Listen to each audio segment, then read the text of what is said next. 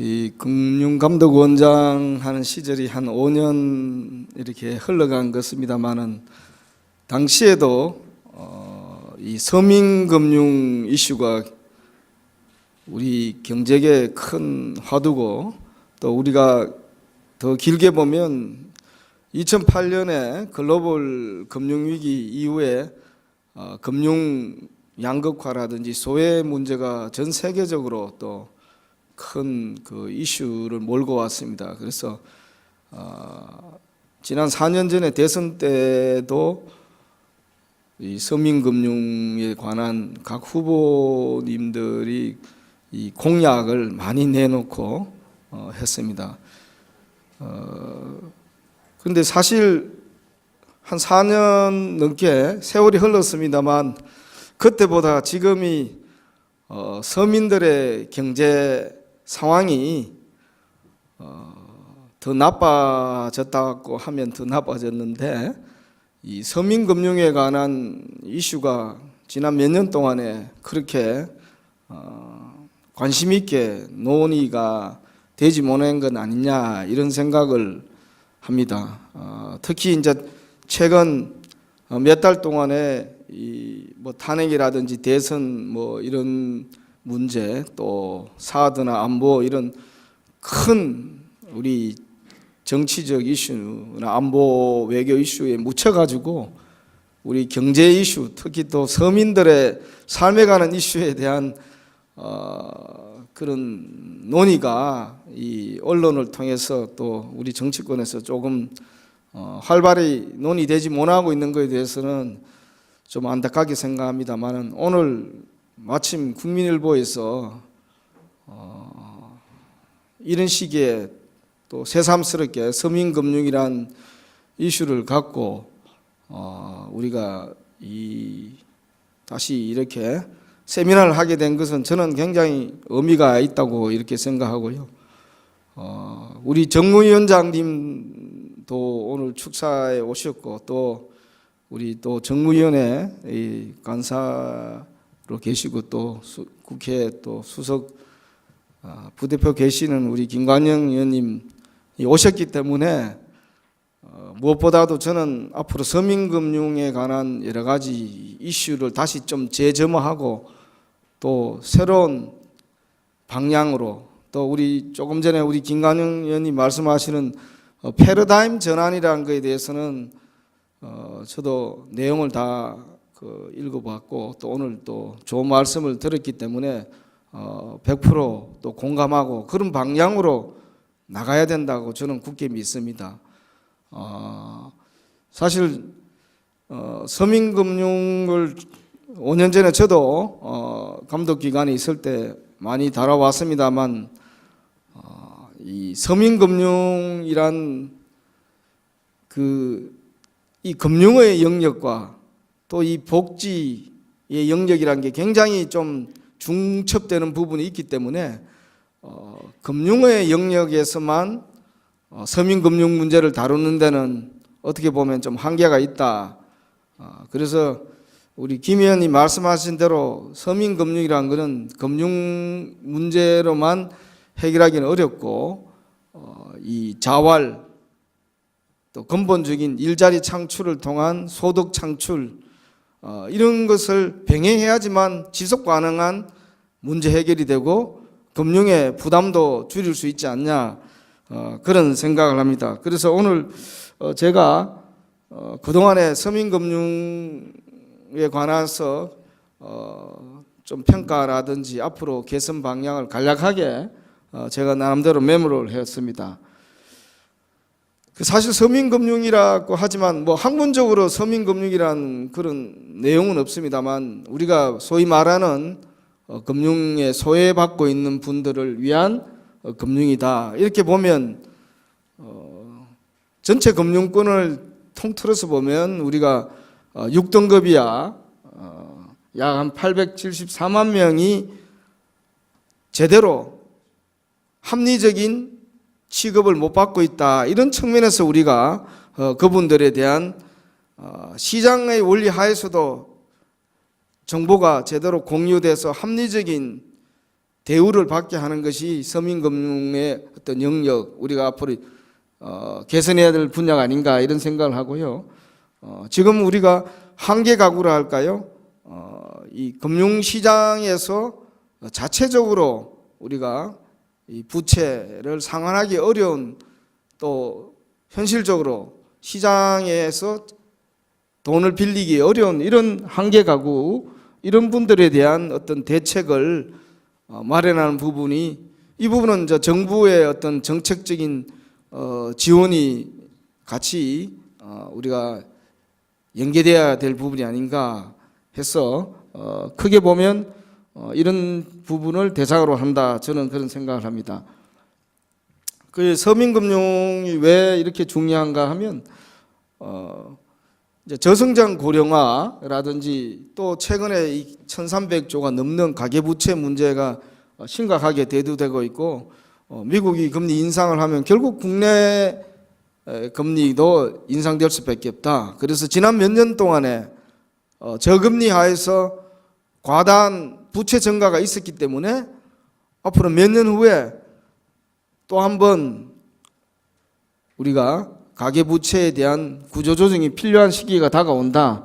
또 그런 부분에 있어서 서민에 대한 자금 시장이 굉장히 경색될 수 있다, 이렇게 봅니다. 그래서 이렇게 되면 금융의 양극화가 더 심화될 수밖에 없다. 그래서 우리가 어떤 경제 활력을 계속 유지하고 금융시장의 어떤 소외 현상을 해소함으로써 사회 통합을 또 더 이렇게 튼튼히 해야 되기 위해서는 서민금융에 대한 우리가 개선이 좀 필요하다, 이런 생각합니다. 특히 우리나라와 같이 사회 안전망이 좀 취약한다든지 금융시장 내 경쟁이나 혁신이 이렇게 좀 취약한 이런 나라에서는 서민금융에 대한 소외 현상이, 이 금융의 양극화 현상이 더 심화되기 때문에 이런 부분에 대한 제도 개선이 더 필요하다고 생각을 합니다. 우리가 이제 서민금융이라고 할 때 크게 보면 민간의 서민금융과 정책적 지원을 받는 서민금융이 있습니다. 그래서 민간의 이 서민금융, 광범위하게 6등급 이하의 고객에 대한 금융의 접근성이나 금리가 합리적으로 결정되어야 하는 이런 문제입니다. 사실 이 부분은 금융의 어떤 속성이랄까, 그 역진성이라든지 경기 순응성과 보면 상당히 이율배반적인 측면이 있습니다. 그래서 그렇지만 우리가 금융회사라는 그 금융업의 본질이라는 것이 선량한 전체 고객의 재산을 관리할 의무가 있기 때문에 금융회사가 합리적인 어떤 신용도에 대한 차별을 갖고 정부가, 금융당국이 그것을 탓할 수는 없는 노릇입니다. 그래서 우리가 굉장히 경제 금융 양극화가 심화됐을 때, 이 서민 경제가 어려워졌을 때 때로는 정부에서 도덕적 설정을 통해서 민간 금융회사들이 신용등 6등급 이하의 우리 서민들에 대한 금융의 어떤 문턱을 좀 낮추라는, 또는 도덕적 어떤 설득을 많이 하고 있습니다만은 자칫 이것이 어느 선을 넘었으면 금융 불신을 초래하고 시장을 왜곡할 수 있는 그런 부분이 있기 때문에 우리가 새로운, 아까 김관영 의원님 말씀대로 새로운 패러다임에서 좀 접근해 봐야 되지 않느냐.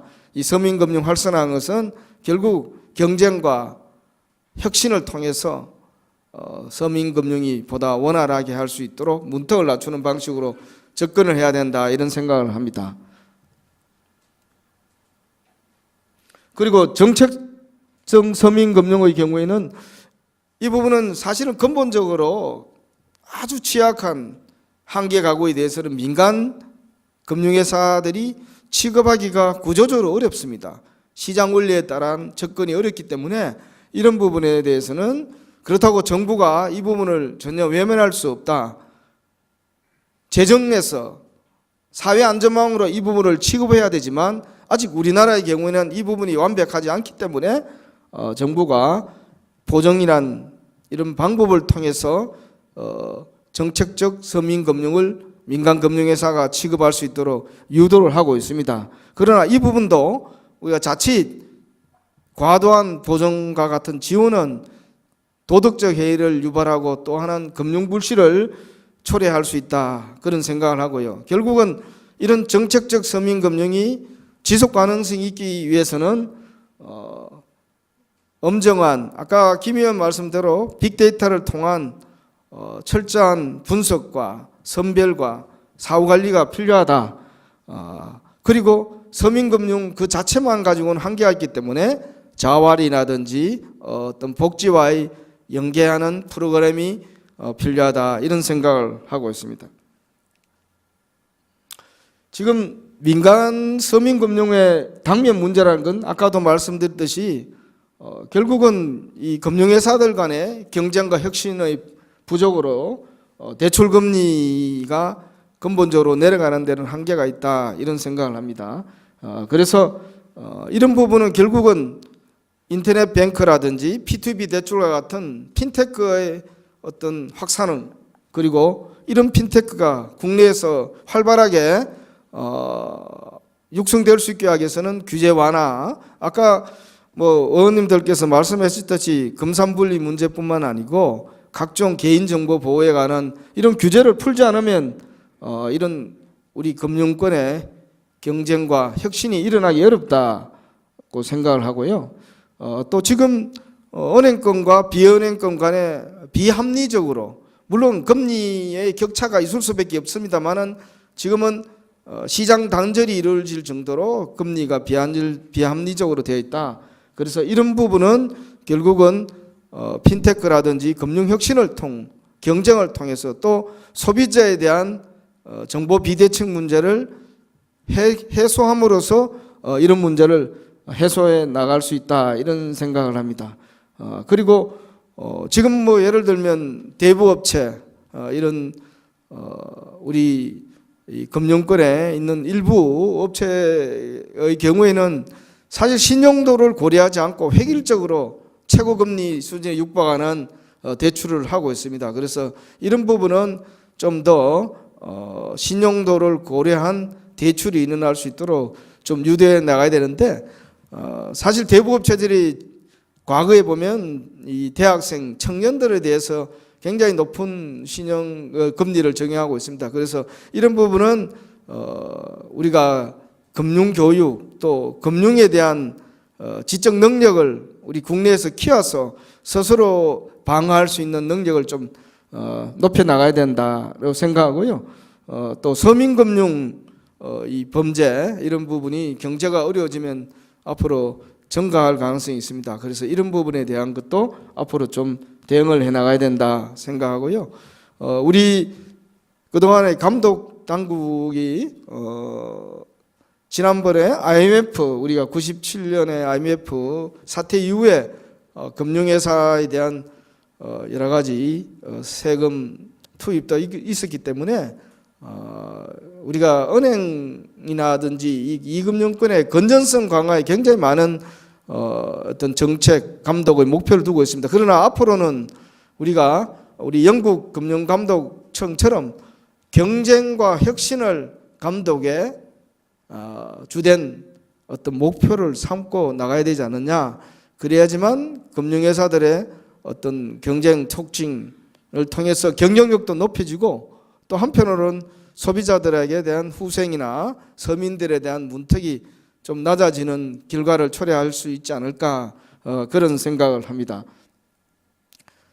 정책성 서민금융에 있어서 문제는 결국은 지금 서민금융, 정책적 서민금융이 약 한 47만 명이 작년에 5조 원에 미치지 못하는 금액이 지원을 됐습니다마는 이 정책성 금융을 필요로 하는 한계 가구에 비해서는 턱없이 부족하다, 이런 생각합니다.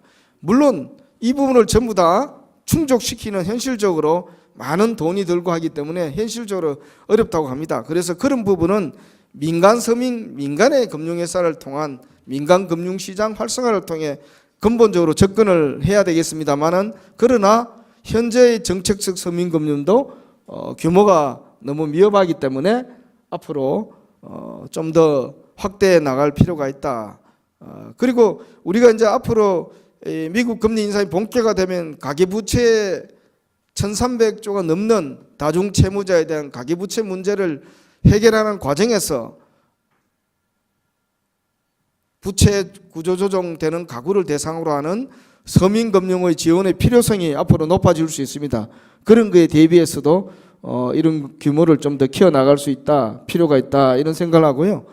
또 한 가지는 이 그동안에 우리가 정책성 금융의 지원의 효율성이 좀 낮았다, 이렇게 평가가 됩니다. 그래서 보정 비율은 인하하되 빅데이터 분석을 통해서 정말로 상환 가능성이 있고 상환 의지가 있는, 또 이것을 자활 프로그램과 연계해서 상환이 가능한 구조를 만들어 나가는 것이 앞으로 굉장히 중요한 과제다. 다행히 우리 서민금융진흥원을 우리 금융당국에서 만들었습니다. 그래서 앞으로 서민금융진흥원이 이런 부분을 수요 중심의 맞춤형 지원, 이 프로그램을 잘 활용해서 정책성 서민금융이 안고 있는 이런 근본적인 문제를 좀 완화시키고 해결해 나가는데 큰 도움이 될 것을 기대하고 있습니다. 제가 마무리를 해드리면, 이 서민금융은 이 금융의 영역으로만 해결하는 데는 한계가 있다고 봅니다. 이 저소득층, 한계 취약 가구에 대해서 금융의 원리에 반하는 서민금융을 하는 데는 어느 정도 한계가 있다. 이렇기 때문에 서민에 대한 사회안전망 확충이나 서민복지, 자활과 연계하는 정책이 필요하다. 지금 각 대선 주자들께서 이 일자리 창출, 또 생계비 전략을 통한 절감을 통한 소득 증대 정책을 구상하고 있기 때문에 앞으로 이런 서민금융은 근본적으로 이런 부분을 통해서 해결해 나가는 것이 가장 올바른 방향이고 패러다임의 전환이 될 수 있다, 그런 생각을 하고요. 특히 자활 연계를 통한 사후관리를 통한 불실 예방을 해내는 것이 지속 가능성을 높이는 데 굉장히 중요하다, 이런 생각을 합니다. 그리고 한편으로는 우리가 이제 금융개혁, 이 새 정부가 앞으로는 이런 금융규제 완화가 무엇보다 절실합니다. 사실 핀테크에 대해서는 말들은 많이 하시지만 실질적으로 규제에 묶여서 국내에서 이 핀테크 영업하기가 현실적으로 굉장히 어려운 상황입니다. 그래서 우리가 이 서민들에 대한 금융의 문턱이 낮아지고 금리가 낮아지려면 결국은 이런 인터넷 뱅크나 P2B 대출 이런 걸 통해서 우리가 이 금리 경쟁을 촉발하고 중금리 대출이 보다 확산될 수 있게, 시장 경제 원리에 따라 확산될 수 있게 하는 것이 근본적으로 굉장히 중요하다, 이런 생각을 하고요.